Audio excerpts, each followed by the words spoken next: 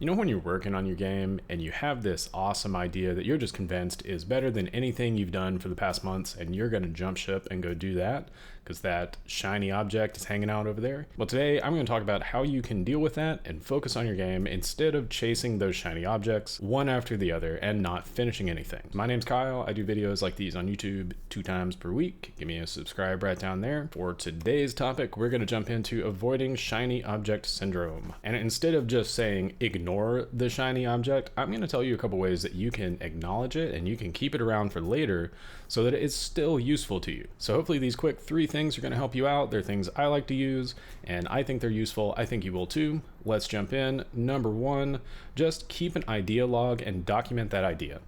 Every time you get one of those shiny objects, write it down. Sometimes that's all you need to do, and just that act of writing it down helps you get over it and helps you get back in focus, especially if it's an idea that you just get like in the shower or something, kind of a spur of the moment thing.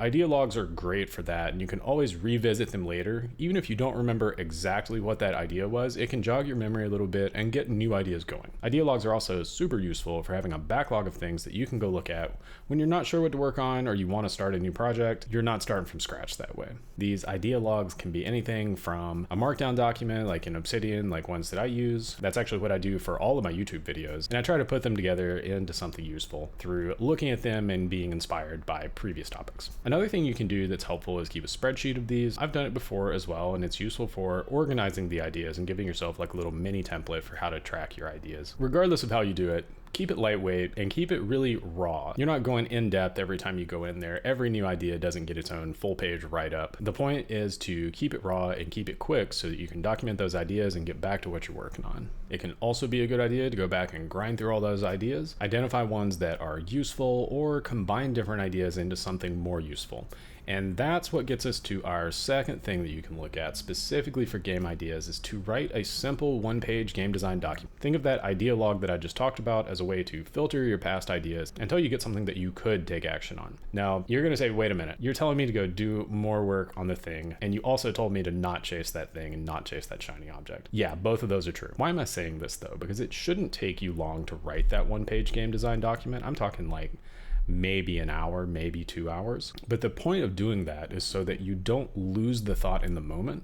And it also can free you up so that you're not constrained by that shiny object anymore, and you can go back to working on your original project. Giving that new idea some space and acknowledging it and doing something really small with it can help you both at the present to work on your current project, but also in the future so that you can come back to that idea at some other point in time. Let's say you've been keeping that idea log, maybe you've made a couple of these 1-page game design documents. What if you still haven't scratched that itch enough and you want to see what it's like? That is when our friend prototyping comes in. I had another video about prototyping. I'll link it right down there in the description. The gist is when you get one of those shiny object ideas, you've documented it, and you really think you might be onto something, let yourself do it, because it's going to nag at you for quite a while until you do that, and you're probably not going to be able to focus on your project. One caveat though, don't do this for every single idea, or all you're going to do is prototype all day long and not focus on your actual game. Only do this if you're really convinced or you really want to dive into that.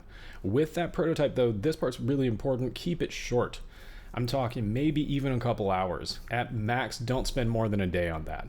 Just give it enough attention to kind of push the bounds of that idea and document your findings for later. That way, you've explored the idea enough to know where it might be falling apart, where you might want to look at it in the future, and you've also given yourself a head start if you ever come back to that and if you ever come back to pursue that for another project. One last thing about that time box prototype, make sure you go and link that in your idea log so you're keeping these things organized so you can follow that path and follow that train of thought when and if you come back to it later. And that can be really helpful to give yourself context that you've most likely forgotten at whatever later time you come back to that. That's all I got for today. It's been a shorter one. I hope these ideas about how to avoid shiny object syndrome by recognizing that shiny object, giving it a little space, letting it breathe, documenting it, and moving on has been helpful for you. If you like these kind of videos, let me know down in the comments, give me a like, and I will see you next time.